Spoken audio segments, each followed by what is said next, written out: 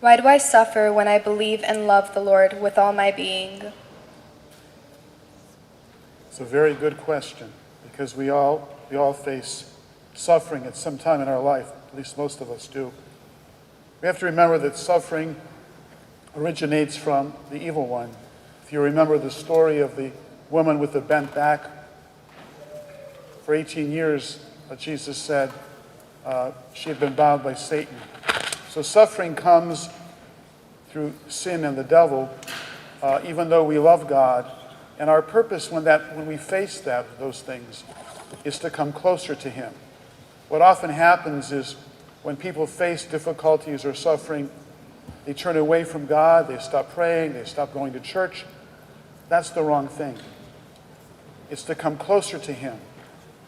If you think about His ministry, He didn't make anyone suffer. He healed every single person that came to Him that would accept Him.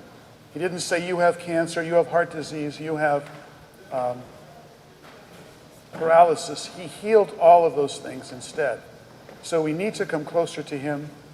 He'll give us the strength, perhaps to overcome the suffering. He'll give us the strength, perhaps, to bear the suffering. But He'll give us the strength we need.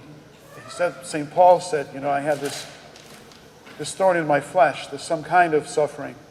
And the Lord said to him, my grace is all you need. My strength is made perfect in your weakness. We need to come closer to Him and trust in Him. Faith is really trusting in God, the divine physician. And He'll help us through it as He's helped Job and all the saints. So when we face that difficulty, remember that God has allowed us with a hope, I think, that we would come to depend on Him more closely, love Him more dearly, and enable Him to work the healing that we need, either physically or spiritually, by His grace.